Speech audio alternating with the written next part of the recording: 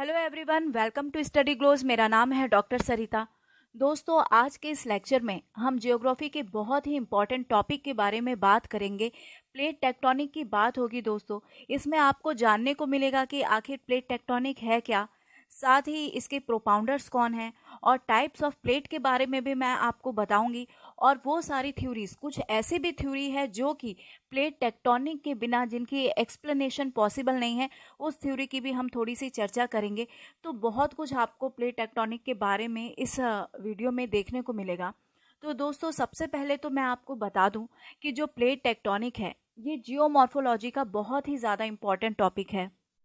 अब सबसे पहले तो हमें ये जानना होगा आखिर ये प्लेट क्या है और ये टेक्टोनिक वर्ड क्या है। तो प्लेट जो है दोस्तों, ये एक्चुअल में तो हमारा क्रस्ट ही है, लेकिन क्रस्ट के जो टुकड़े हैं वो प्लेट कहलाते हैं। अगर सिंपल लैंग्वेज में अगर हम लोग बात करें तो जो रिजिड लैंड मास है, यही रिजिड लैंड मास जो है ये प्लेट कहलाता है। एस्थेनोस्फेयर है दोस्तों, इसके ऊपर हमारा क्रस्ट है, ठीक है। तो और एस्थेनोस्फेयर जो है ये मेंटल के ऊपर है, मतलब अपर मेंटल और जो क्रस्ट है इनके बीच में एक सेमी मोल्टेन फॉर्म में एक हमारा लेयर है जिसे हम स्थेनोस्फेयर कहते हैं, ठीक है। तो ये स्थेनोस्फेयर जो है ये सेमी मोल्टेन फॉर्म में है और इसी के ऊपर हमारा जो क्रस्ट है वो स्विम कर रहा है। और ये जो स्थेनोस्फेयर है ये बहुत ही वीक जोन है, ठीक। तो ये बहुत वीक जोन है। मैग्मा चैम्बर जो है वो यहाँ पर प्रेजेंट है और इससे जो भी कॉन्वेंशनल वेव्स निकलती हैं, और ये जो स्थेनोस्फेयर की मोटाई है दोस्तों ये डिपेंड करते हैं इसकी टेम्परेचर के ऊपर। तो इससे जो टेम्परेचर निकलता है, जो कॉन्वेक्शनल वेव निकलता है, ये वेव जो है ये जाती है क्रस्ट के बॉटम में और क्रस्ट से टकरा कर क्रस्ट को स्प्लिट करती है। तो जो बड़े बड़े टुकड़े होते हैं क्रस्ट के, यही जो रिजिड और टफ रॉक है, यही हमारा कहलाता है प्लेट। अब बात करते हैं कि ये टेक्टोनिक वर्ड एक्चुअल में क्या है। तो टेक्टोनिक वर्ड हम कह सकते हैं कि ये मूवमेंट से जुड़ा हुआ है। क्रस्ट के नीचे जो एस्थेनोस्फेयर है यहाँ पर कई जगह हॉट स्पॉट पाए जाते हैं, ठीक है। यानी कि जहाँ पर वो इलाके जहाँ पर रेडियो एक्टिव एलिमेंट ज़्यादा प्रेजेंट है, तो वो रीजन जो है दोस्तों वो हॉट स्पॉट कहलाता है। और वहीं से कॉन्वेंशनल वेव्स यानी संवाहनी तरंगे जिसे कहते हैं, ये ऊपर की ओर उठती हैं। और ये जब ऊपर की ओर उठती हैं तो एक वर्टिकल मूवमेंट ये दे रही हैं। तो ये जो मूवमेंट चल रहा है और इसे ही हम टेक्टोनिक कहते हैं। यानी कि ये मूवमेंट एक तो वर्टिकल आपका जाता है और एक मूवमेंट चलता है हॉरिजॉन्टल मूवमेंट। तो ये जो मूवमेंट हो रहे हैं ये टेक्टोनिक कहलाते हैं। तो अब इन मूवमेंट के पीछे कौन सा कारण है जो रिस्पॉन्सिबल है, तो हम देखते हैं कि अर्थ का जो रोटेशन है ये इसके ऊपर सबसे ज़्यादा प्रभावी कारण है। क्योंकि देखिए, हमारा जो क्रस्ट है वो सॉलिड है और वो स्विम कर रहा है सेमी लिक्विड एस्थेनोस्फेयर पे। तो यहाँ एक सेमी लिक्विड एस्थेनोस्फेयर है और ऊपर हमारा सॉलिड है। तो ये सॉलिड और जो सेमी लिक्विड है इनके स्पीड में जो है ना ये डिफरेंस हो जाता है, अंतर हो जाता है। तो हमारी जो अर्थ है ये रोटेशन करती है। जब ये रोटेट करती है तो यहाँ दो तरीके की एनर्जी काम करती है। एक है आपका सेंट्रीफ्यूगल। तो सेंट्रीफ्यूगल में क्या होता है कि पोल की चीजें जो हैं ये कोर की तरफ आने लगती हैं। और एक होता है सेंट्रीपिटल होता है। तो इसमें होता क्या है कि एक एंटी क्लॉकवाइज हमारी जो अर्थ है ये रोटेट करती है। तो एक एंटी क्लॉकवाइज जा रहा है, यानी कि ये हमारा एक हॉरिजॉन्टल मूवमेंट है। और जो सेंट्रीफ्यूगल फोर्स है यानी पोल से कोर की तरफ जो हमारे, ये एक वर्टिकल मूवमेंट है।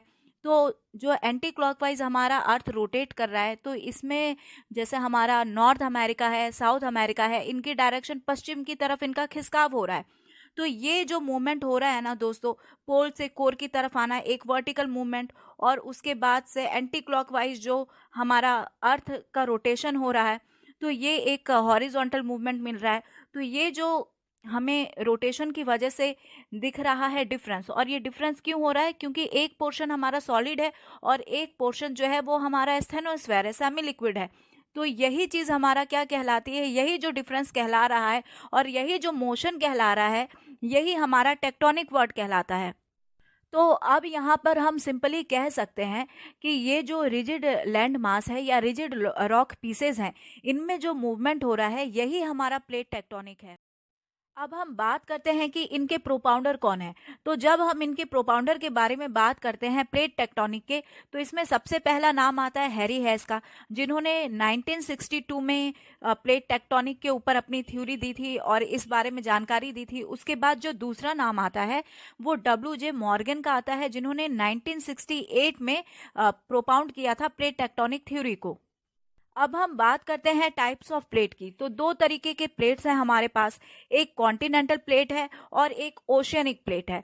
तो कॉन्टिनेंटल प्लेट नाम से ही माना जा रहा है कि जो लैंड मास है, ये हमारा जो कॉन्टिनेंट है, लैंड पोर्शन है, ये जिस प्लेट के ऊपर टिका हुआ है वो कॉन्टिनेंटल प्लेट कहलाता है। और जो हमारा ह्यूज वाटर बॉडी है यानी ओशियन जो है, ये जिस प्लेट के ऊपर टिका हुआ है, ये हमारा ओशियनिक प्लेट कहलाता है।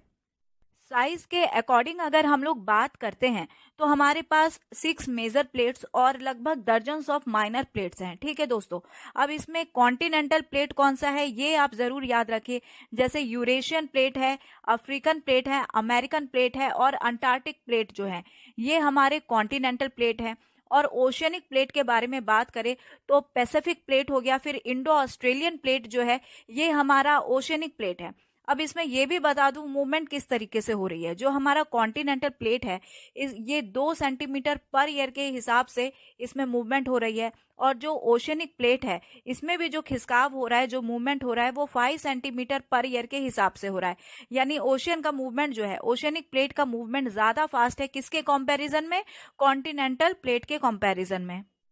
तो अब चलिए दोस्तों, अब मैं आपको बताती हूँ कि वो कौन सी थ्योरीज हैं जो कि बिना प्लेट टेक्टोनिक के जिनकी एक्सप्लेनेशन नहीं की जा सकती है। वो थ्योरी है आपका theory of sea floor spreading, उसके बाद से थ्योरी ऑफ कॉन्टिनेंटल ड्रिफ्टिंग, और तीसरा आपका फोल्डेड माउंटेन थ्योरी जो है, ये बिना प्लेट टेक्टोनिक के इसकी एक्सप्लेनेशन बिल्कुल भी पॉसिबल नहीं है।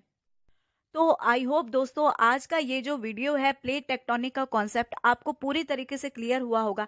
इसके ऊपर मैं एक और वीडियो लेकर आऊंगी जिसमें मैं आपको प्लेट मार्जिन के बारे में बताऊंगी, प्लेट बाउंड्रीज के बारे में बताऊंगी और प्लेट मूवमेंट्स के बारे में हम डिस्कस करेंगे।